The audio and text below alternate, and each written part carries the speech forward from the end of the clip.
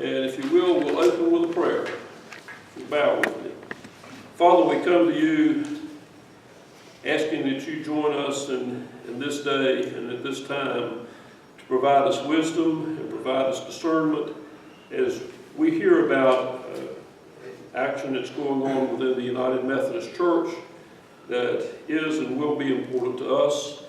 Today is to inform us so that we begin to get a common understanding within our congregation. And Lord, we ask that you would be with us, that you would guide us and aid our understanding of the issues and help us to move forward with this in a right mind and in your will. In Jesus' name we pray. Amen. Amen. So I'm going to just read from scripture one of the well-known stories. And I think the story will just tell, what I would like to share with you today as a message. Devotion, more likely. Well, any guess? If you were me, where would you pick a scripture lesson? It's not a quiz, but any thought? From the beginning. Okay, From the beginning. yeah. Kind of close. Right next to the first book, Exodus. I picked it from Exodus chapter 14. Hear the word of the Lord. As Pharaoh drew near, the Israelites looked back, and there were the Egyptians advancing on them. In great fear, the Israelites cried out to the Lord. They said to Moses, "Was it because there were no graves in Egypt that you have taken us away to die in the wilderness? What have you done to us, bringing us out of Egypt? Is this not the very thing we told you in Egypt? Let us alone and let us serve the Egyptians, for it would have been better for us to serve the Egyptians than to die in the wilderness." But Moses said to the people, "Do not be afraid. Stand firm and see the deliverance that the Lord will accomplish for you today. For the Egyptians whom you see today, you shall never see again. The Lord will fight for you, and you have only keep still." You know the rest of the story.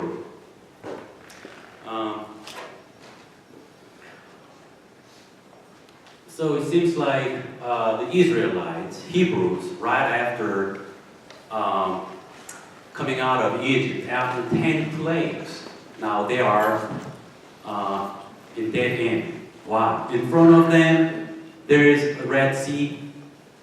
Behind them, Egyptian soldiers, chariots marching on them to kill them. They're in trouble, big trouble. Everybody can tell that they are in big trouble. But you know what? When there's big trouble, there's a big victory. That's what we learn throughout the scripture. No trouble, maybe no intervention of God. But big trouble means there will be big intervention from God to help His people. So I want us to kind of have this in our minds, because our God is able. And our God is not indifferent to us. And our God is also mighty. And when we see there's big trouble coming at us, actually there will be also a big work of God that's going to be done among and through us. In the name of Jesus Christ, amen.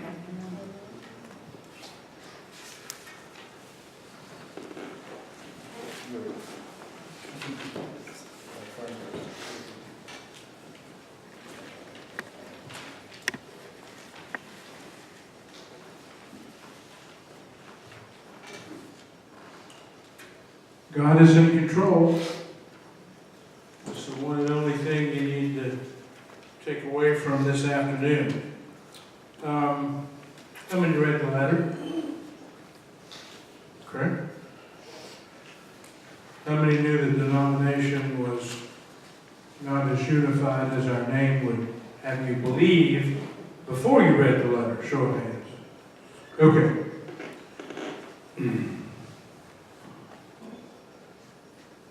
Did the letter answer more questions or generate more questions?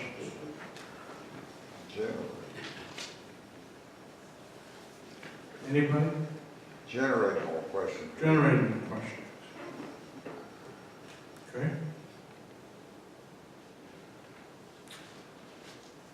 The letter attempts to be objective. It isn't intended to take sides, and that was intentional. And that was a pretty active wrestling match between the team members here. At the genesis of this, it was me digging into this starting in January in a really intentional way. And what I learned was we're not all united, and I learned a lot more. I learned a lot more about the Methodist Church than I had ever known, even though I was raised in a Methodist church.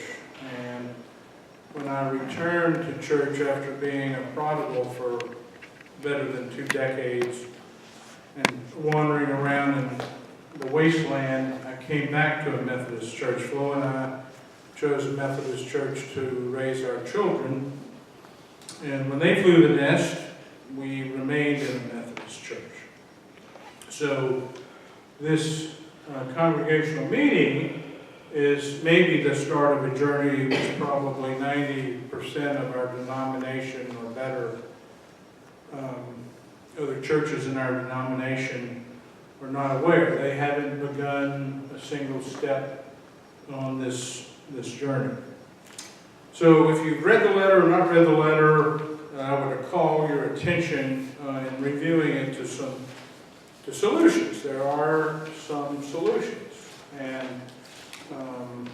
one of the solutions may be a split in the denomination. That's not a hoped-for solution. God is in control of that, but that may be one of the solutions nevertheless. The letter has an introduction and sections entitled Past, Present, and Future. And if you simply look at the space used for those sections, the past is 23 paragraphs. And then if you add several pages of organization of the United Methodist Church, that's a lot of verbiage. The present 5 paragraphs, and the future, only 2 paragraphs are devoted to the future of the denomination. So what we've really done is provide you with background. And the reasoning is, there is lots of background. So much that led to inclusion of an organizational chart, because none of us really, except for the pastor, knew how the church, the United Methodist Church, the denomination was organized. And it's complicated. A word about the present, for which we use 5 paragraphs to describe. We're not thinking anything will change from how we're presently doing business here at Pine Valley. Why do we think that? Well, the pastor was appointed for another year. Pastor's appointments run from June to July, and so he's staying with us another year. Hopefully he'll stay with us for 5 or 10 years, as long as he and me want to be here. But that's how I know that things won't change much for us here. So the future, to which we dedicated 2 paragraphs, because we don't know what's going to happen. Any day now, the 32 members of the Commission on a Way Forward, 16 laity and 16 clergy, will report out. They'll make a final report, if they haven't already done that, to the Council of Bishops. And the Council of Bishops, as powerful a group of people as they are, don't have the final say. There's a general conference, especially called a special general conference in February of 2019, that does the voting, that makes the decision of what will happen with regard to the denomination. And the bishops don't even get a vote at the general conference.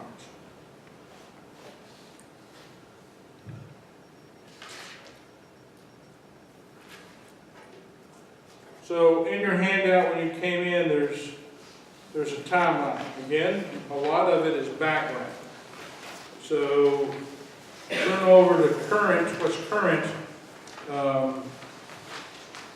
April 6th to 8th is of course behind us. That report, which I've already mentioned to the Council of Bishops, and then they'll start making a decision. In July, they have to set the stage for the agenda that will be considered at the special general conference in February 2019. So at least we'll know what the agenda is going to be. And then so on, so on, so on, so on. Okay, so you kind of have the timeline. I've talked to, in addition to Pastor Joseph, who I've talked to the most, I've talked to 5 other pastors, Pastor Thurman, Pastor Ron Gregarious, Pastor Mike Eubanks, all former pastors here, Pastor Matt Jackson, who's preached here as a substitute for Pastor Thurman several times, Pastor Jerry Lewis over at Northwoods. So 2 of those 5 pastors are not talking to their congregations until subsequent to February 2019. They're not even going to, we're not going to bring it up because of all that we don't know and how it will flesh out. One of those pastors is ahead of us. He started preaching it from the pulpit and talking about it. And another is approaching it as slowly as we are. Another church, the laity got way ahead of the clergy and have already fallen into disunity at the local church level. And that's one of the things that we wanted to avoid. So I've talked to those 6 pastors. I've read the work of many more pastors who are writing and writing well about both sides of the issue. And so my encouragement to you is to, based on what is in the letter, read, dig and delve on your own.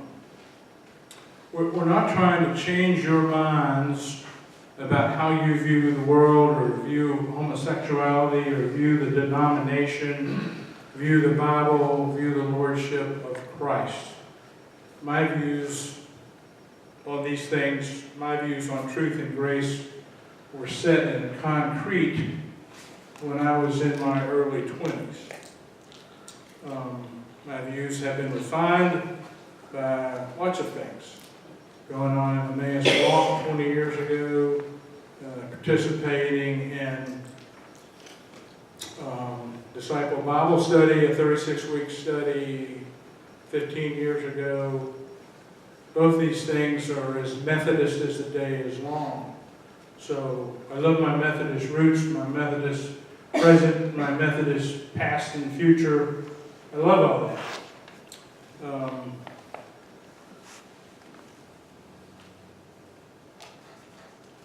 Preaching of 8 pastors here in the last 20 years, they've all refined my views and probably given me a stronger sense of grace as opposed to just truth, truth, truth, truth, truth. Hopefully I'm spiritually mature enough to reach out and be gracious to those that I don't agree with. So, it's not truth versus grace, it's both truth and grace. And our goal is to seek God's truth and approach people who differ from us, regardless of whether we're a progressive kind of person or a conservative kind of person. Approach with grace.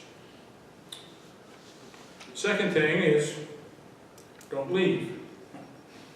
Don't leave. When administrations change in Washington or Raleigh and a political party with which I disagree, is in the majority, I don't renounce my American citizenship. I don't move from North Carolina into South Carolina. It's too far to commute to Pine Valley from South Carolina. I'm not leaving. And number three, the third thing I'll leave you with is a takeoff on something that Dave Ramsey said in our Bible study last night, only I got it wrong. It's OGK. OGK. Only God knows. OGK stands for only God knows what's going to happen. Proverbs 3, verses 5 and 6 tells me that I am to trust the Lord with all my heart and lean not on my own understanding, but in all my ways I am to submit to Him, and He will make my path straight. Meaning, God will see us through. God is in control.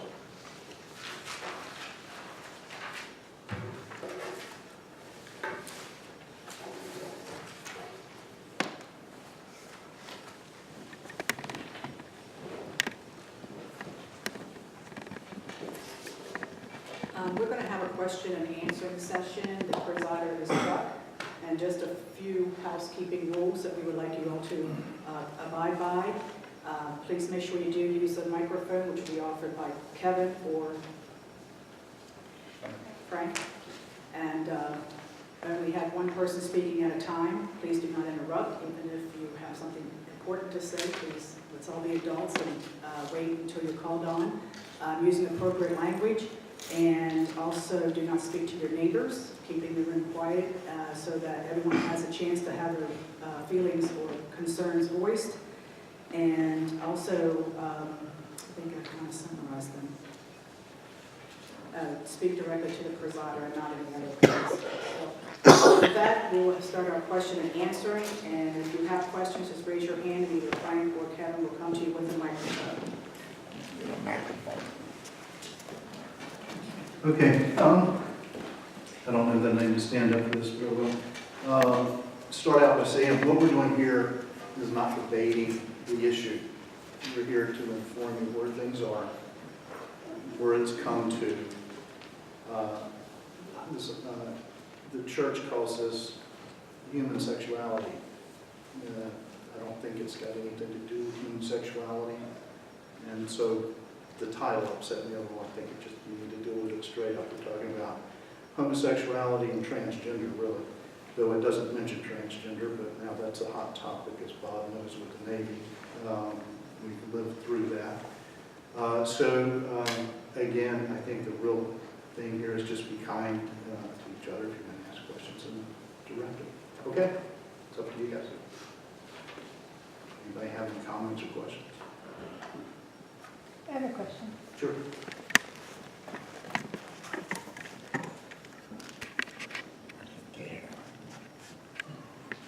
Smart. I just a question. This may be jumping way ahead, but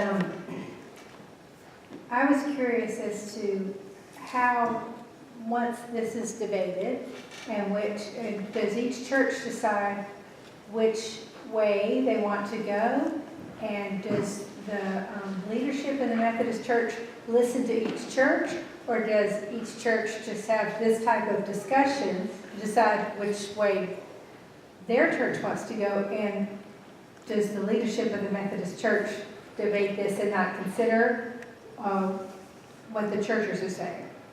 And if everybody in the Methodist Church that goes to a church like this decides that they want to be, for instance, say, take a more traditional route, the leadership, do they abide by that, even though they may not agree with that? How does that work? Those are my two questions. And I don't know if there's an answer. There's just something that's been on my mind. I don't have the answer. What I will tell you is that it seems to me there's a few things up in the air right now as to what potentially could happen for both conservative or liberal churches. Depends on whichever way the vote goes. Because we don't know what's going to happen with that. I'm going to let people up here that have more knowledge on that answer. Anyone? We're going to sit and talk, stand and talk, sitting. I think you can all see.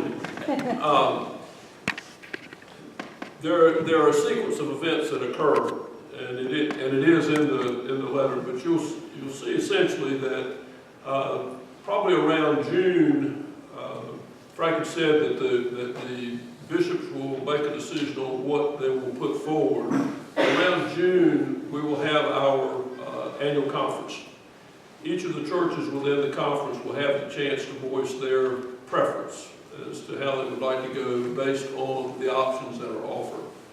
At that point, we don't hear much for a while because it goes from there ultimately, correct me when I'm wrong here, but it goes ultimately to the 2019 special general conference that is focused on this one issue.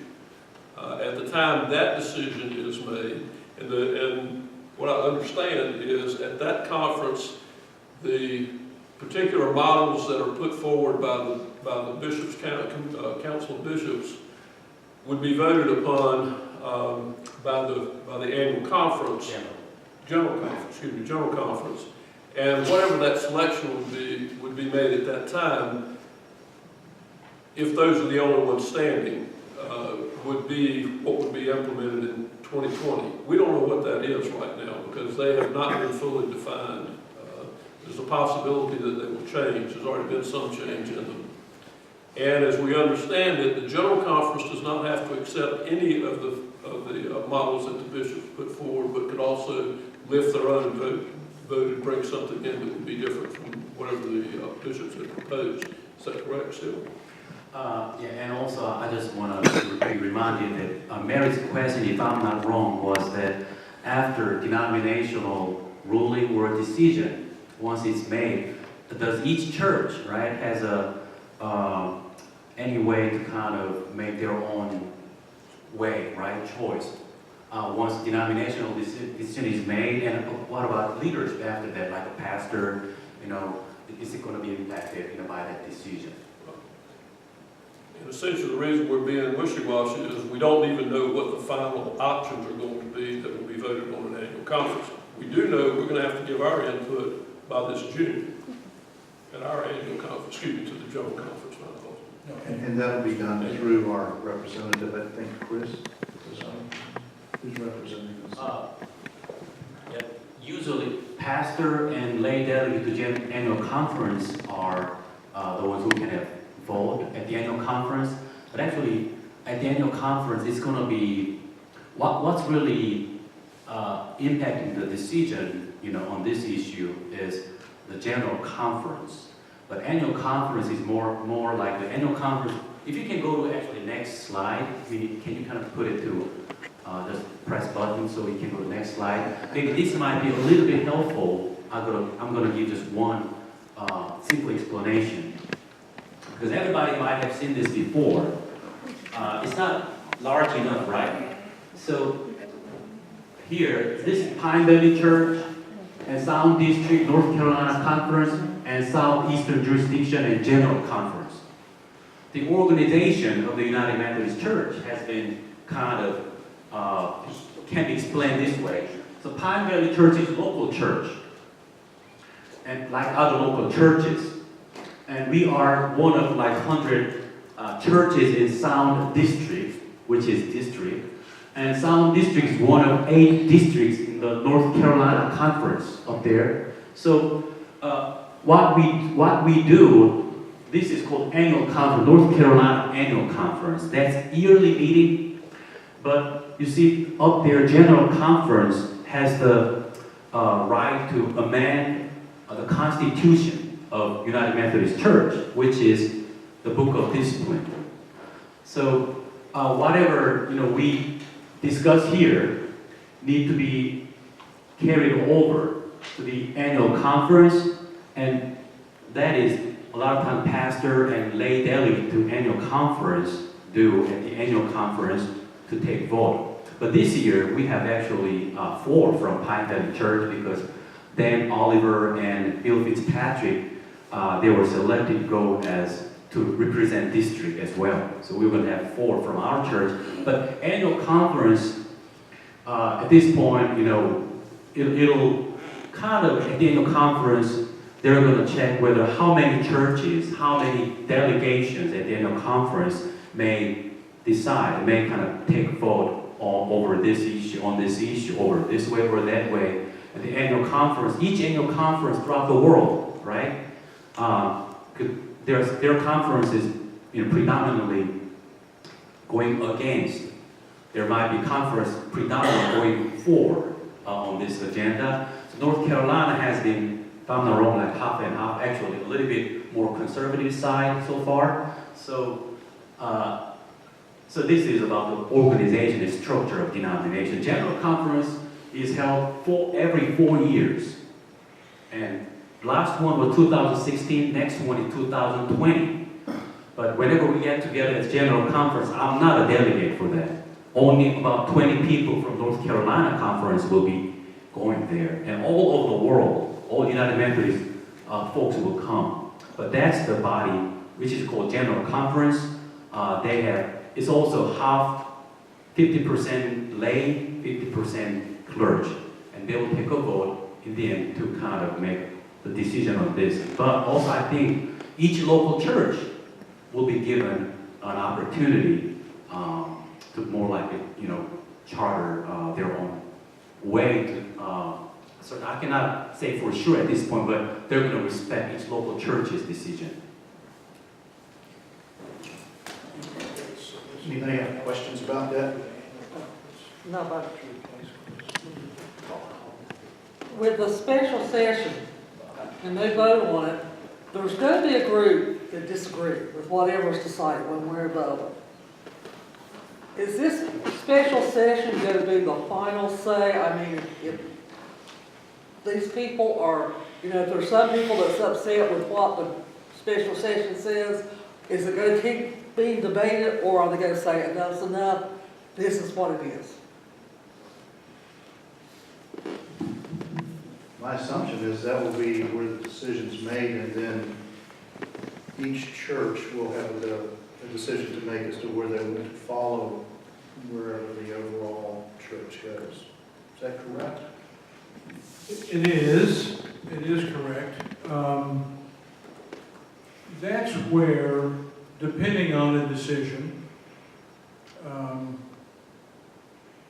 let's say, just for sake of an example, let's say that the conservatives win the vote at the special general conference in February.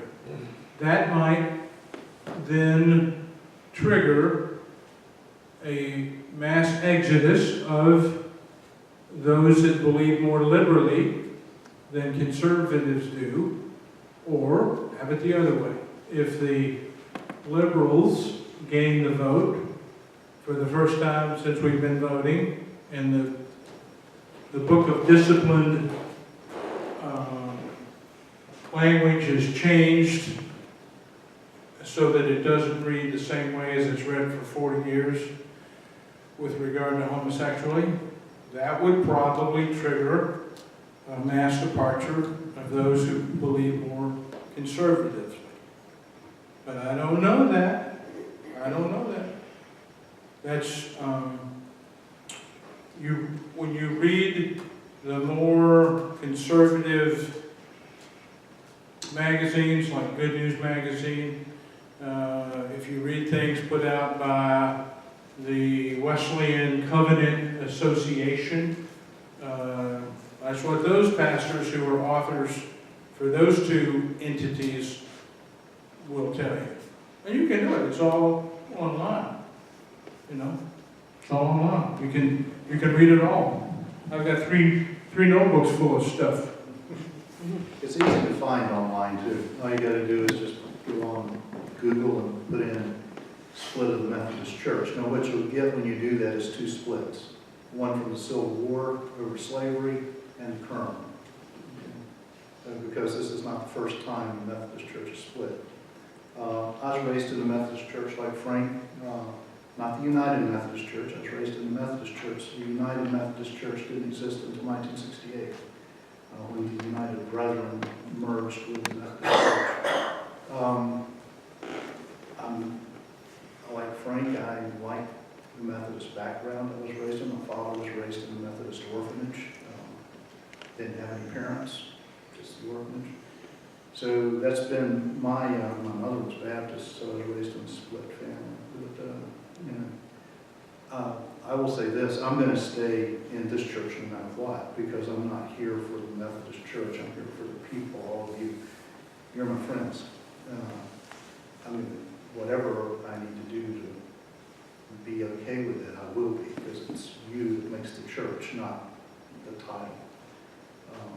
So, you know, each person will have to come to their own conclusion on whatever happens, and we just don't have any, well, I'll own that. I have no idea what's going to happen, okay? The church is much more complicated now than it was when I grew up, and everything's more complicated now than when I grew up. So, I don't know. Any other questions? I just need clarification on a Way Forward summary. It's mentioned in the past section, but it talks about the African, South American, and Asian United Methodists. And it's indicated at page of top 3 that the verbiage will not likely be changed as long as they get to vote. Does that mean there's a possibility they won't be part of this as voting takes place? I wasn't quite sure what... I don't think so, but there was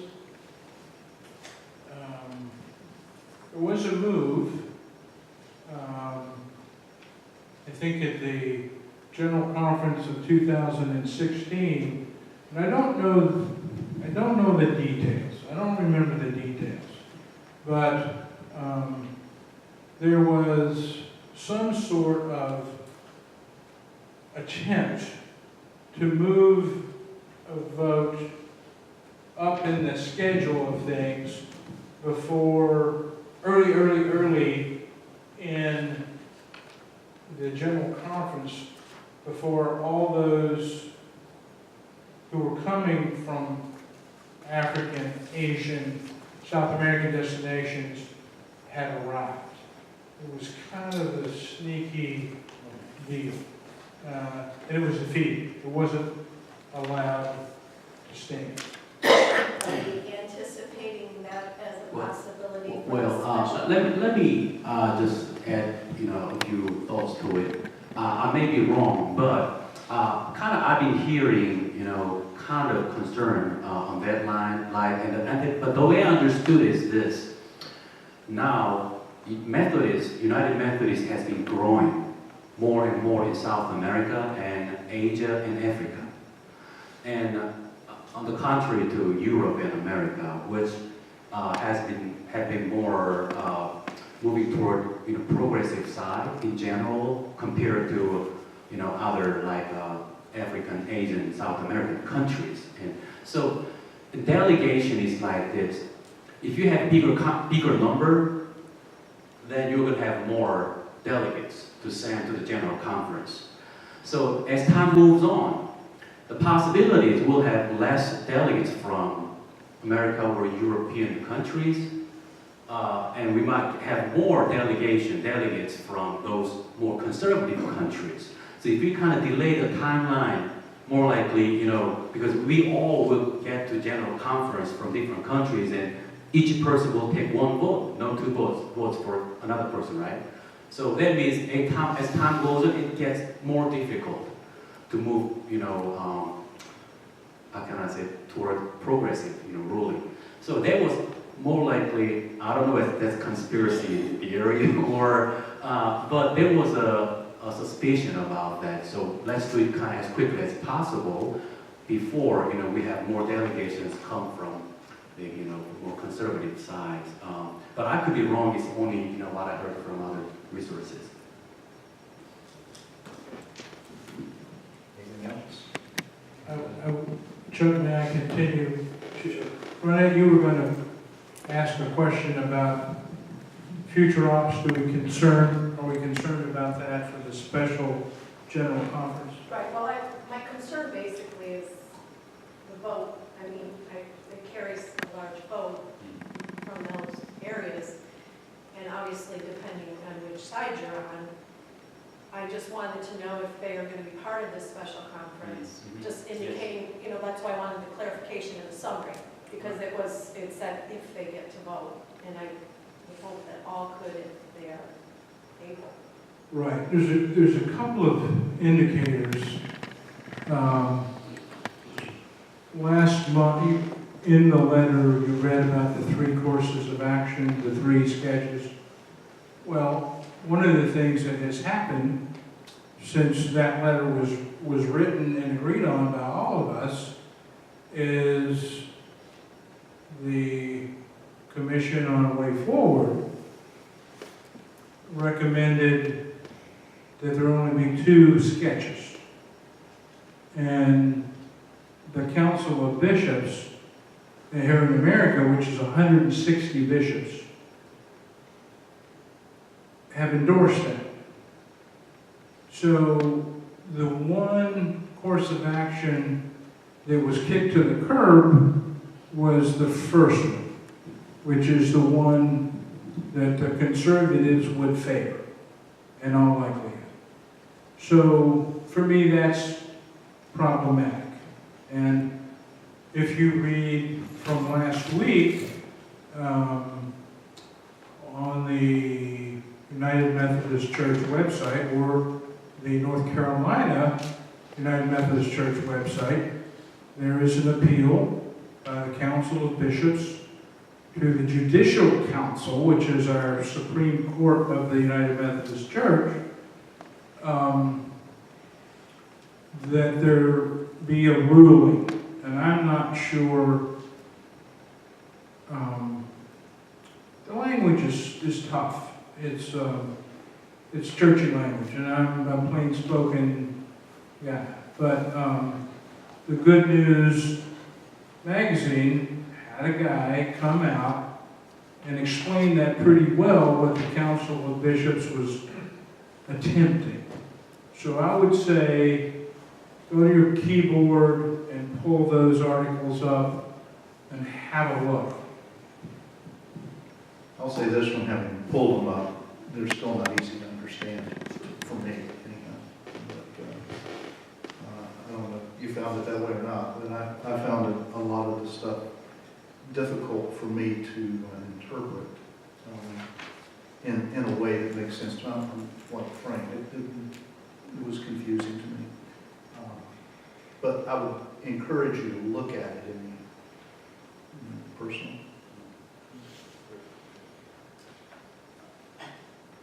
I'm not trying to do this either, I'm not. Somebody mentioned the fact that the General Conference is the only one that can change the book of discipline, correct? Does that include adding to it? Yes. Because, there are very few organizations, period, that from top to bottom, everybody does the same thing. I mean, I was sitting here trying to think of anything that everybody does the same. And that branched down, and I thought, well, the bottom could branch off into 2 different schools of thought and still be part of the Methodist Church. But they would have to add something. You'd have to add another paragraph. Our churches do this, they believe. We have this group of churches that believe this, and another group that believe this. And if they're both under if it's mentioned in the book of discipline, both of those things, I don't know. I'm a peacemaker. But I'm trying to figure out a way we can all live in this world together and be Methodists together. But, and I don't believe everything Kevin believes. I mean... What? I believe everything you believe. You do? Okay. That's right. Georgia's going to keep us straight. But I mean, I don't know of any of us, even within the church, that agree on everything. So I just wondered, is there some way that both schools of thought can live together in the Methodist Church? I think that's my final answer, or question.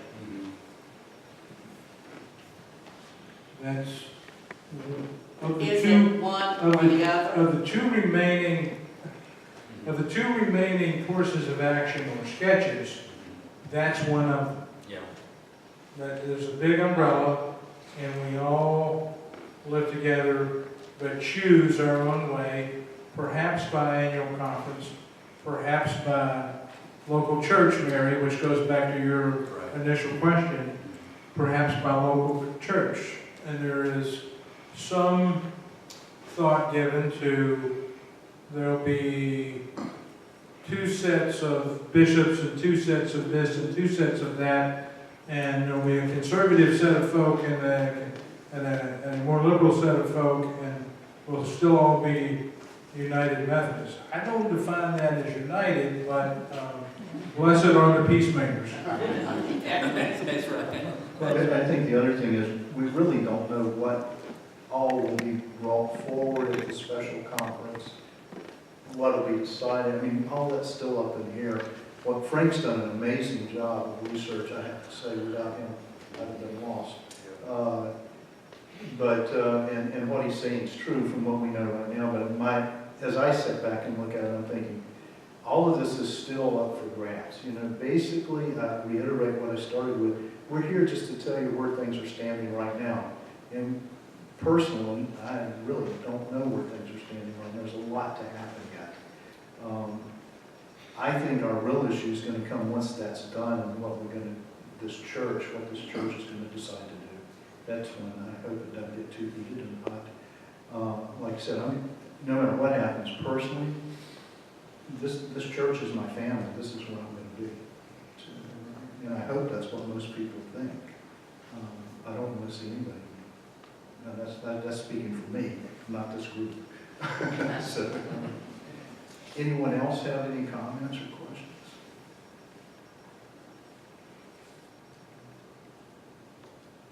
Thank you. I can speak loud. Unless, did you need that from a recording standpoint? Yes. That's exactly right. Yes, please. Testing. Perfect. Don't scream, Bob. Chapel. Ladies and gentlemen, my name is Bob Arbini. I'm a sinner, and my faith journey is not yet over. I've been held responsible my whole life. I was baptized in the Episcopalian Church because my father was Orthodox, and traveling in the military, there were no Orthodox churches. So Episcopalian as Orthodox and Catholic light was the closest thing to come to that. I was confirmed in the Methodist Church, not the United Methodist Church, because my mother was a Methodist. My first marriage was to a Roman Catholic woman. Priest wouldn't marry us because I wasn't a Catholic.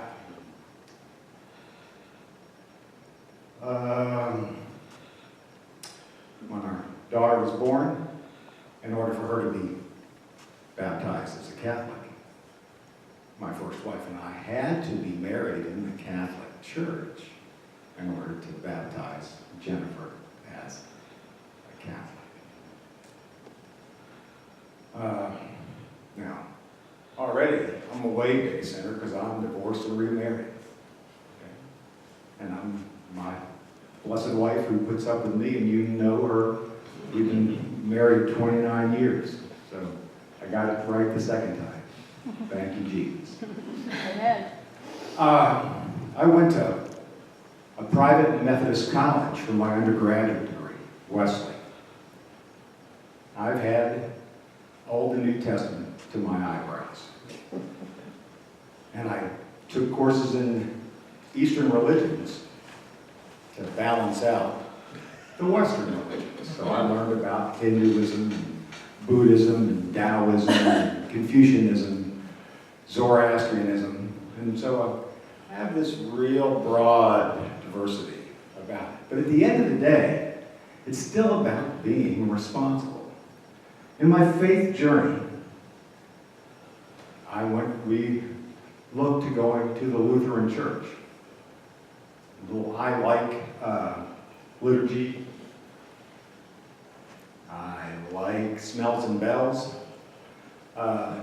That's closer to Orthodox and Catholic than any of the other Protestant denominations.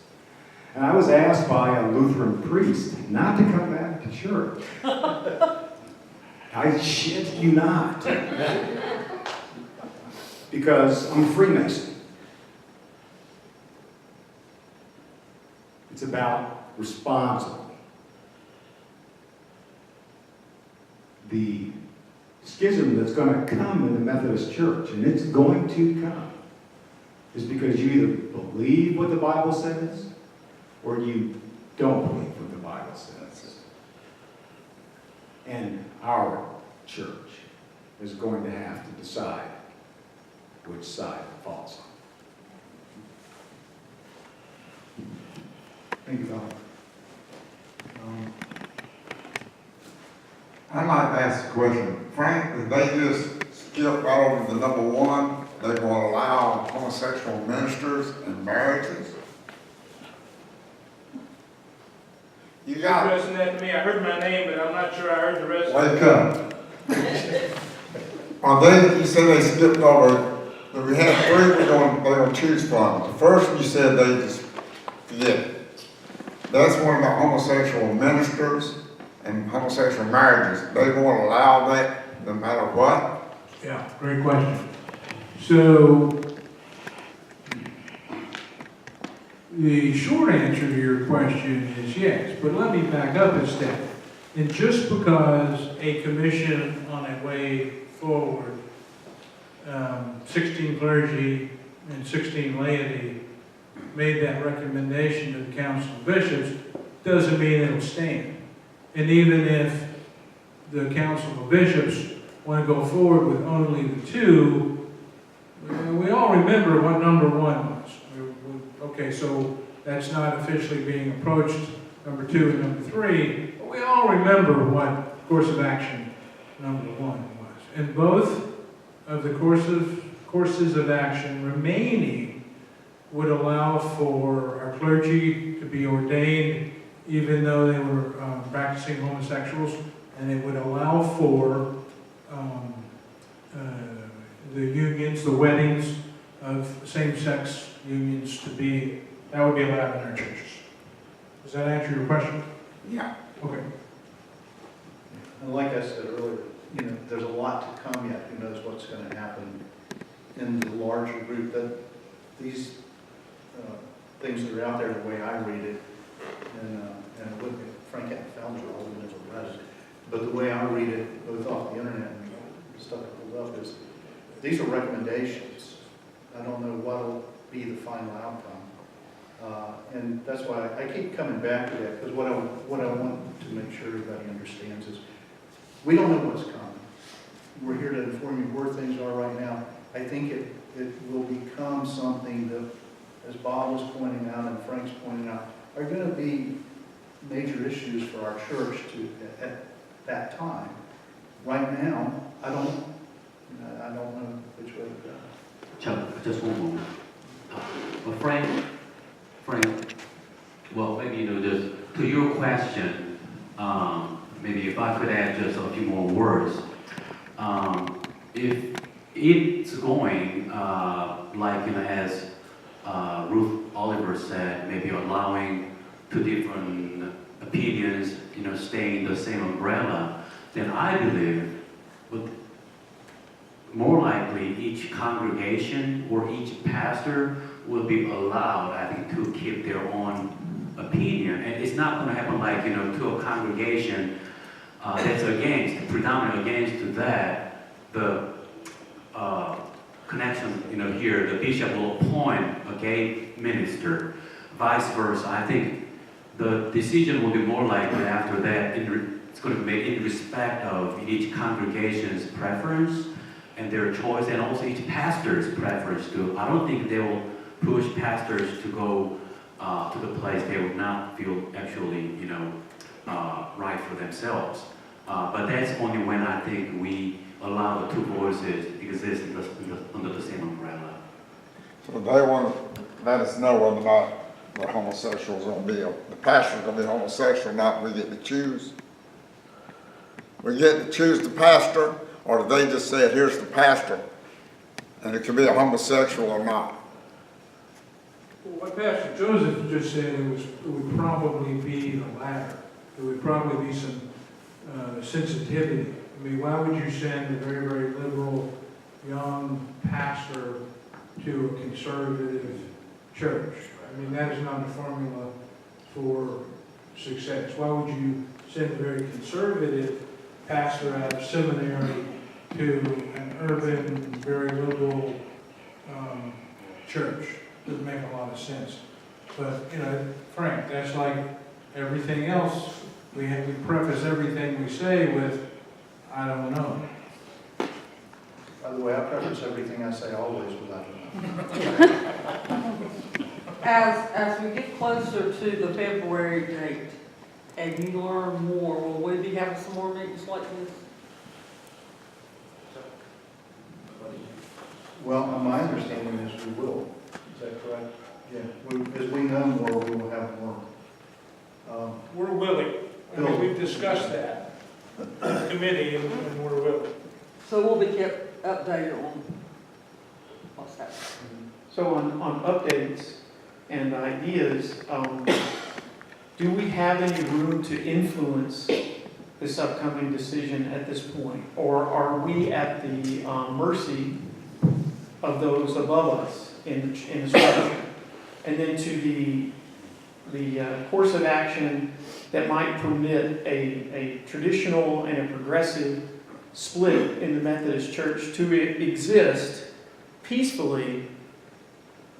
I guess my concern would be, we've spent $3 million studying this first world problem as a congregation.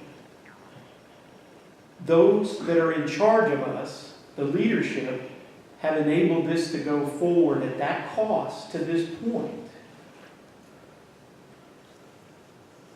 I don't know that I trust the future of that same leadership that would spend that much money to study something like this and challenge us in this manner as a congregation.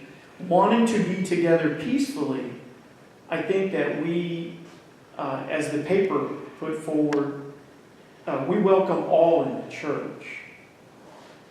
I too, Bob, am a sinner, and we want to welcome all. The fundamental question, I think, is that we believe in the Bible, and are we willing to have people that perhaps, in our leadership roles, that perhaps we would have question on. And question on, I don't think is a light subject on anything to, even at the local level, in this small church, we look around at each other and say, is that person talented and gifted? Can they do what we're asking them to do? We wouldn't want to set anybody up for failure in any job or any role. And the closing thought I would offer on that is that the Methodist Church is a very directive, assignment-driven structure. It does not facilitate too much, just very little, the ability to look to people and their preferences, their talents, and that sort of thing. Pastor assignments are very directed. And we as a small congregation do not get a lot to say. That's my opinion. Haven't seen it a couple times. So I would be guarded and concerned about that. But my question, sorry, I'm long-winded. My question is, do we have the ability to influence at this point? Well, as I mentioned earlier, and the pastor followed up on it, we have a vote. We have 4 votes. 4 votes. Going forward. Not a lot of influence, no, in my opinion. I'll own that. I think where things will change is at the larger meeting, where there's a lot of lay people and ministers.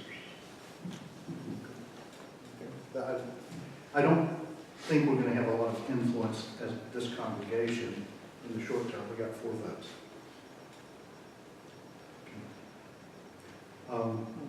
Anyone else? By the way, the Episcopal Church has already gone through this. Probably a few other churches have to, I know the Episcopal Church has. Anybody else? I just